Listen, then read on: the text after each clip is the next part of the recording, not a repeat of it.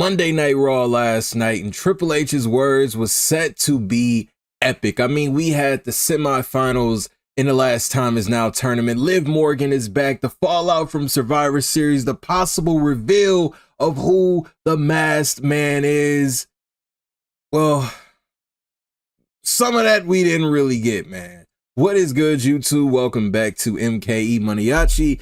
We got to talk about Monday Night Raw last night. And I know what people are going to say. I mean, MANIACI, what did you expect Triple H to say? Don't tune into the show. It's going to be mid. No, I just expect them to not say anything. Don't get our hopes up. Why do we still believe Triple H every time he says that the show is going to be epic? Something crazy is going to happen. This is going to be the best Monday Night Raw of the year. We got to stop it. We got to stop believing him.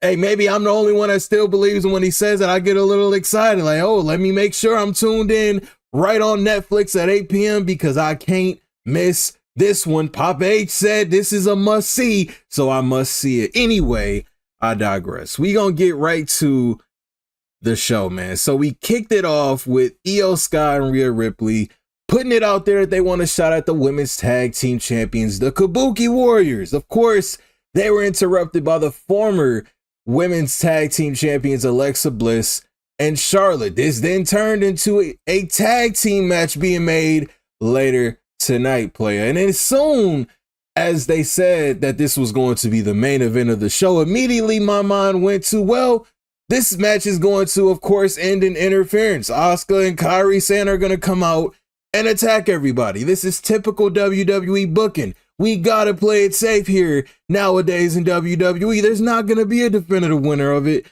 but it will be an exciting match to watch nonetheless. Anyway, moving on. Jey Uso versus LA Knight. Winner goes to the finals of the Last Time Is Now tournament. So I was actually intrigued to see if they would actually let Jey be the one to win this match, because I feel like for some reason LA Knight has something against him. They see something in LA Knight that they just don't like. I'm like, man, Jay's definitely going to win this. He's going to go to the finals. WrestleMania rematch against Gunther is going to happen, but LA Knight pulled off the win. After the match, Jey Uso sitting in the ring. He's contemplating life, contemplating this incredible year that he had, from winning the Royal Rumble, winning the World Heavyweight Championship at WrestleMania, the Yeet movement, everything that went so right for him. He's sitting there and he's thinking of how have I hit rock bottom right now? Who am I right now? He crashes out, destroys the Prime set. And I told y'all months ago, this has to happen. We are on the verge of seeing Crash Out Jey Uso. It is necessary. I don't care how much merch he pulls with the kids. This is necessary. It has to happen. Jey Uso has to go heel, and we are getting very, very close to when he finally snaps. He even mentioned it. Hey, maybe those world championships do look better on Roman's shoulder and not mine. He's feeding into that hate that the WWE universe is giving him, man. You know, fans turn on you at the drop of a dime. They cheer for you until you get there. It's all about the chase, but once you get it, hey, it's only a matter of time. And Jey and what he's going through right now, oh boy, I cannot wait to see Crash Out Jey Uso, man. Next up, I got in my notes, we got to let this Judgment Day thing go. We have to. This has to be it, man. Keep Dom and Liv together. You know, I thought it was a cool shot, them pulling up to Raw and the lowrider and everything. Keep them together. But damn it, man, Judgment Day, this has been too damn long. It's been, what, 4 years? It's been a long time. Come on, man. We're entering 2026 right now, and we're still talking about Judgment Day on Monday Night Raw. This is crazy. So this segment, we get Dom and Liv is pretty much saying, you know, Raw is Judgment Day's show again, unfortunately. I was hoping this was going to be a segment in which we see Roxanne, Raquel, Finn, and JD jump Dom and Liv out of the Judgment Day at least, but we didn't see that. Instead, this was a message to the Raw roster that Judgment Day is there to take over once again, man. So, yeah, I was kind of hoping to see this kind of be the end of it, and I feel like Dom and Liv could just run and do their own thing. put Finn back to doing what he's doing. Actually let JD McDonough showcase how incredible of a wrestler he is. You can keep Raquel and Roxanne together as a team because, we know the women's division needs more women's tag teams. Speaking of tag teams, we had the World Tag Team Championships on the line. AJ Styles and Dragon Lee retaining over the New Day. This was a pretty good match. That ending was fire. The stomp into the Styles Clash was fire, man. So they keep the titles. We then get a segment with the Vision coming out. Heyman announces it's official. The first Raw of 2026, the 1-year anniversary since Raw went to Netflix.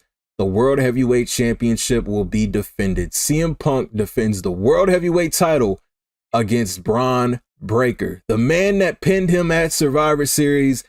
That is official for the first Raw of 2026. This is very interesting to me because I had this penciled in. I was going to do a WrestleMania 42 match card prediction. I thought this was going to be for WrestleMania, the same way that we thought CM Punk versus Seth Rollins was going to be a one-on-one match at WrestleMania last year. Instead, they did it the first Raw on Netflix. So it'll be interesting to see where they go from this. And I know it's only a matter of time before Braun wins the World Heavyweight Championship. But, hearing the rumors that they want him to do it on a big stage, big platform. I mean, Barclays, Brooklyn, New York seems like a pretty big platform to me. Does CM Punk drop the title next month? First Raw 2026, man. So we then got an intense promo from Braun Breaker, and this was a great promo. I love that Heyman didn't take all the time for himself respectfully. Heyman's a GOAT. He can go face to face with the best of them when it comes to promo work. But he handed the mic to Braun Breaker, and Braun Breaker, the intensity came out in Braun Breaker, and he sent the message to CM Punk, man. He said, "You tried to break my neck at Survivor Series. I'm going to end you on Raw in 2026 and win that World Heavyweight Championship." Straight up intensity from Braun Breaker. Love to see it, man. But where the hell was CM Punk? Why wasn't the World Heavyweight Champion on the show last night? I mean, there was no angle at Survivor Series that made you think he was injured or written off of TV. What is going on? People are dropping thousands of dollars and you can't even see the world champion when you go to Monday Night Raw? Are you serious? We couldn't even get him to come out on stage? Listen, man, I don't get it, man. I don't get it. We also didn't get a reveal of the masked individual. The Vision, they're staying clear of that, saying we had nothing to do with that. The same way Punk had nothing to do with the Shield back in the day, huh? Anyway, there was no payoff to this. Are we really going to drag out this masked individual to the first Raw of 2026? Is he going to be the reason Braun Breaker wins the World Heavyweight Championship? Is it Carmelo Hayes? Is it Montez Ford? Is it Austin Theory? Is it Chris Jericho? Are we going to have to wait a whole nother 4 weeks just to get the payoff for something that should have been revealed at Survivor Series? Come on, are we kidding right now? I don't know, man. They're going to drag this out. So next up, possibly match of the night right here. Gunther versus Solo Sikoa. Winner goes to the finals to face LA Knight in the Last Time Is Now tournament. Winner of that, of course, becomes the last opponent, the guy that can say he retired John Cena. This match right here was fire, man. This brought me back to the good old NXT 2.0 days. Gunther and Solo Sikoa, they always have great matches, great chemistry together. And even though this was heel versus heel, the storytelling of this was great. I love the heel antics that they put on each other. The low blows, the interferences, the turnbuckle pads, all that. Like, I love all that. Gunther ended up getting the win. So it is official, Knight versus Gunther on SmackDown this Friday. Of course, I got Gunther winning this, and he will be John Cena's final opponent Saturday night's main event. That's what I think is going to happen, man. But I got to give kudos to Solo Sikoa. I mean, I know a lot of people have criticized Solo Sikoa because of the booking around him and the MFT and everything, man. But watching this match, it just brought back to how excited I was watching Solo back when he was, NXT North American champion. When he was in NXT 2.0, man, like, you saw sky was the limit. If anything, this should show them, like, we got to invest again in Solo Sikoa, man, because that was a great match. So on to the main event, Charlotte and Alexa Bliss versus Rio So this was a pretty good main event, pretty good match, fun to watch. But of course, typical fashion, we can't have a definitive winner when it comes down to main events.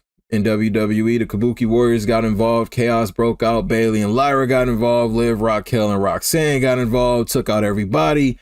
You know, like Liv said, Judgment Day is back running Raw.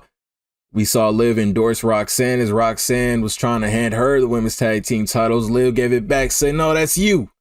That's you. Y'all go out and capture those tag team championships.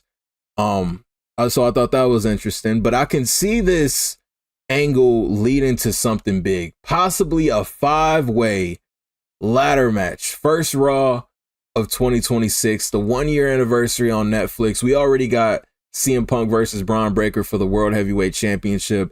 Why not do a fatal 5-way women's tag team title ladder match, man? That would be fire.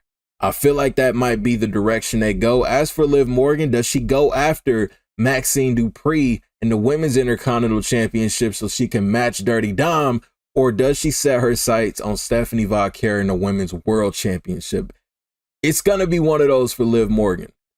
Overall, this was not an epic Raw. Of course, it's subjective to however you want to look at it. But in my opinion, this was not an epic Raw at all. Sure, there was some moments that stuck out, like Jey Uso kind of, inching closer and closer to his inevitable heel turn. Solo Sikoa versus Gunther was a great match, but the show was average at best. And once again, plays into my point of WWE doesn't want to give us too much nowadays, man.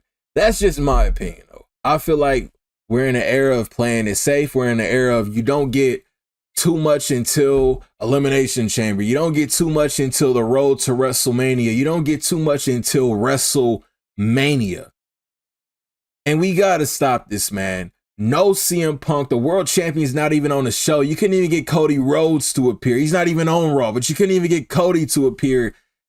I questioned some of the decision making, and yeah, the opportunity to unveil who the masked guy was, that would have been the main talking point of the show last night, but you didn't do it.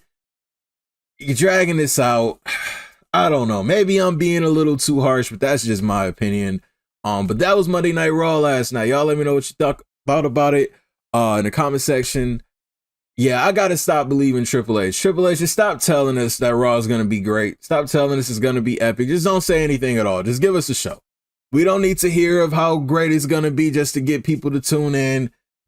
Yeah, just cut it out, Triple H. Stop lying us. Stop lying us. New to the channel, hit that subscribe button for your boy. I'll see y'all in the next video. It's MKE Maniaci. I'm out.